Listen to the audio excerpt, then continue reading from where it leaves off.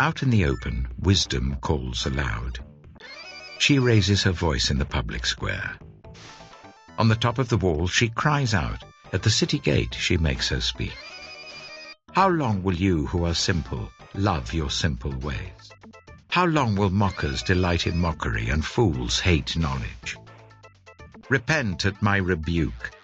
Then I will pour out my thoughts to you, and I will make known to you my teaching. But since you refuse to listen when I call, and no one pays attention when I stretch out my hand, since you disregard all my advice and do not accept my rebuke, I in turn will laugh when disaster strikes you. I will mock when calamity overtakes you. When calamity overtakes you like a storm, when disaster sweeps over you like a whirlwind, when distress and trouble overwhelm you, then they will call to me, but I will not answer. They will look for me, but will not find me, since they hated knowledge and did not choose to fear the Lord. Since they would not accept my advice and spurned my rebuke, they will eat the fruit of their ways and be filled with the fruit of their schemes. For the waywardness of the simple will kill them, and the complacency of fools will destroy them. But whoever listens to me will live in safety and be at ease, without fear of harm. Jesus called his 12 disciples to him and gave them authority to drive out impure spirits and to heal every disease and illness. These are the names of the 12 apostles. First, Simon, who is called Peter, and his brother Andrew. James, son of Zebedee, and his brother John. Philip and Bartholomew. Thomas and Matthew the tax collector. James, son of Alphaeus and Thaddeus. Simon the Zealot, and Judas Iscariot, who betrayed him. These 12 Jesus sent out with the following instructions. Do not go among the Gentiles or enter any town of the Samaritans. Go rather to the lost sheep of Israel. As you go, proclaim this message. The kingdom of heaven has come near. Heal those who are ill, raise the dead, cleanse those who have leprosy, drive out demons. Freely you have received, freely give. Do not get any gold or silver or copper to take with you in your belts. No bag for the journey, or extra shirt or sandals, or a staff, for the worker is worth his keep. Whatever town or village you enter, search there for some worthy person, and stay at their house until you leave. As you enter the home, give it your greeting. If the home is deserving, let your peace rest on it. If it is not, let your peace return to you. If anyone will not welcome you or listen to your words, leave that home or town, and shake the dust off your feet. Truly I tell you, it will be more bearable for Sodom and Gomorrah on the day of judgment than for that town. I am sending you out like sheep among wolves. Therefore be as shrewd as snakes and as innocent as doves. Be on your guard. You will be handed over to the local councils and flogged in the synagogues. On my account, you will be brought before governors and kings as witnesses to them and to the Gentiles. But when they arrest you, do not worry about what to say or how to say it. At that time, you will be given what to say, for it will not be you speaking, but the Spirit of your Father speaking through you. Brother will betray brother to death, and a father his child. Children will rebel against their parents and have them put to death. You will be hated by everyone because of me, but the one who stands firm to the end will be saved. When you are persecuted in one place, flee to another. Truly I tell you, you will not finish going through the towns of Israel before the Son of Man comes. The student is not above the teacher, nor a servant above his master. It is enough for students to be like their teachers and servants like their masters. If the head of the house has been called Beelzebul, how much more the members of his household? So do not be afraid of them, for there is nothing concealed that will not be disclosed, or hidden that will not be made known. What I tell you in the dark, speak in the daylight. What is whispered in your ear, proclaim from the roofs. Do not be afraid of those who kill the body but cannot kill the soul. Rather be afraid of the one who can destroy both soul and body in hell. Are not 2 sparrows sold for a penny? Yet not one of them will fall to the ground outside your Father's care. And even the very hairs of your head are all numbered. So don't be afraid. You are worth more than many sparrows. Abraham had taken another wife, whose name was Keturah. She bore him Zimran, Jokshan, Medan, Midian, Ishbak, and Shua. Jokshan was the father of Sheba and Dedan. The descendants of Dedan were the Ashurites and Letoshites and the Lumites. The sons of Midian were Ephah, Hanok, Abida, and Eldaah. All these were descendants of Keturah. Abraham left everything he owned to Isaac. But while he was still living, he gave gifts to the sons of his concubines and sent them away from his son Isaac to the land of the east. Abraham lived 175 years. Then Abraham breathed his last and died at a good old age, an old man and full of years, and he was gathered to his people. His sons Isaac and Ishmael buried him in the cave of Machpelah, near Mamre, in the field of Ephron, son of Zohar the Hittite, the field Abraham had bought from the Hittites. There Abraham was buried with his wife Sarah.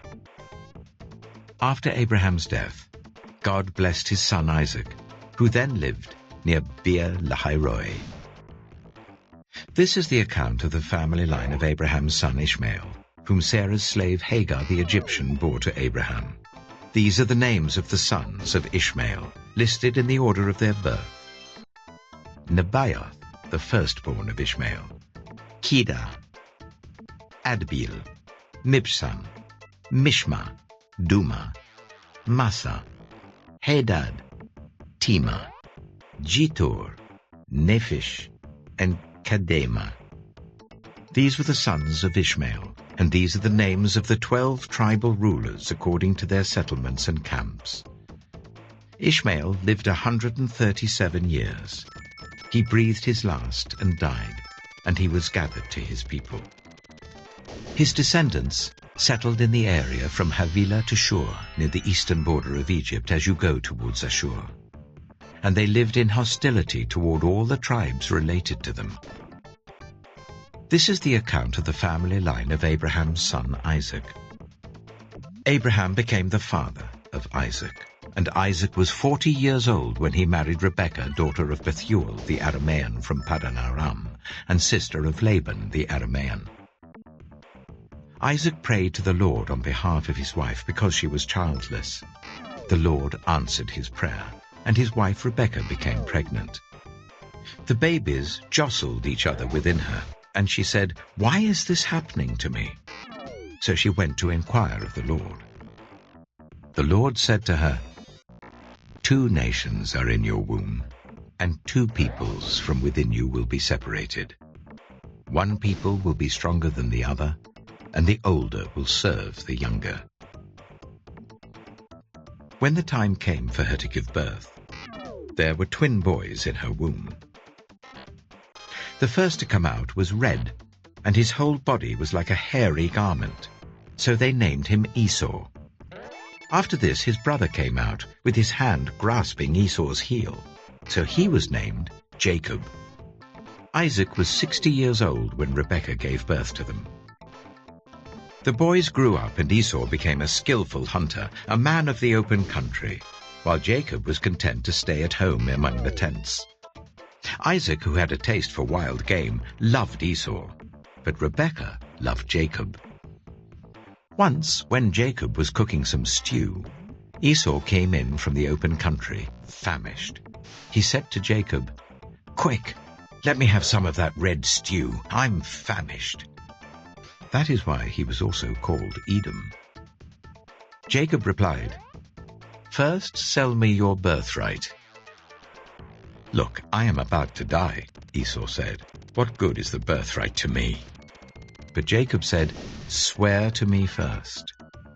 So he swore an oath to him, selling his birthright to Jacob. Then Jacob gave Esau some bread and some lentil stew. He ate and drank and then got up and left. So Esau despised his birthright. Genesis chapter 26. Now there was a famine in the land, besides the previous famine in Abraham's time. And Isaac went to Abimelech, king of the Philistines, in Gerar. The Lord appeared to Isaac and said, "Do not go down to Egypt. Live in the land where I tell you to live. Stay in this land for a while, and I will be with you and will bless you. For to you and your descendants I will give all these lands and will confirm the oath I swore to your father Abraham. I will make your descendants as numerous as the stars in the sky, and will give them all these lands. And through your offspring all nations on earth will be blessed, because Abraham obeyed me and did everything I required of him, keeping my commands, my decrees, and my instructions." So Isaac stayed in Gerar. When the men of that place asked him about his wife, he said, "She is my sister," because he was afraid to say, "She is my wife." He thought the men of this place might kill me on account of Rebekah, because she is beautiful. When Isaac had been there a long time, Abimelech, king of the Philistines, looked down from a window and saw Isaac caressing his wife Rebekah. So Abimelech summoned Isaac and said, "She is really your wife. Why did you say, 'She is my sister'?" Isaac answered him, "Because I thought I might lose my life on account of her." Then Abimelech said, "What is this you have done to us? One of the men might well have slept with your wife, and you would have brought guilt upon us." So Abimelech gave orders to all the people, "Anyone who harms this man or his wife shall surely be put to death." Isaac planted crops in that land, and the same year reaped 100-fold, because the Lord blessed him. The man became rich, and his wealth continued to grow until he became very wealthy. He had so many flocks and herds and servants that the Philistines envied him. So all the wells that his father's servants had dug in the time of his father Abraham, the Philistines stopped up, filling them with earth. Then Abimelech said to Isaac, "Move away from us. You have become too powerful for us." So Isaac moved away from there and encamped in the valley of Gerar, where he settled. Isaac reopened the wells that had been dug in the time of his father Abraham, which the Philistines had stopped up after Abraham died, and he gave them the same names his father had given them. Isaac's servants dug in the valley and discovered a well of fresh water there. But the herdsmen of Gerar quarreled with those of Isaac and said, "The water is ours." So he named the well Esek, because they disputed with him. Then they dug another well, but they quarreled over that one also. So he named it Sitnah. He moved from there and dug another well, and no one quarreled over it. He named it Rehoboth, saying, "Now the Lord has given us room, and we will flourish in the land." From there he went up to Beersheba. That night the Lord appeared to him and said, "I am the God of your father Abraham. Do not be afraid, for I am with you. I will bless you and will increase the number of your descendants for the sake of my servant Abraham."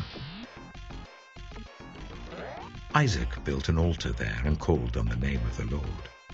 There he pitched his tent, and there his servants dug a well. Meanwhile, Abimelech had come to him from Gerar with Huzzah, his personal advisor, and Phicol, the commander of his forces. Isaac asked them, "Why have you come to me, since you were hostile to me and sent me away?" They answered, "We saw clearly that the Lord was with you.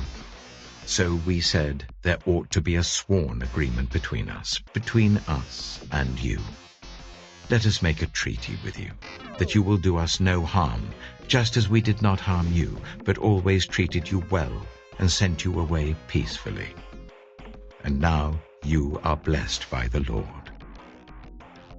Isaac then made a feast for them, and they ate and drank. Early the next morning the men swore an oath to each other. Then Isaac sent them on their way, and they went away peacefully. That day Isaac's servants came and told him about the well they had dug. They said, "We've found water." He called it Sheba, and to this day the name of the town has been Beersheba. When Esau was 40 years old, he married Judith, daughter of Beeri the Hittite, and also Basemath, daughter of Elon the Hittite. They were a source of grief to Isaac and Rebekah.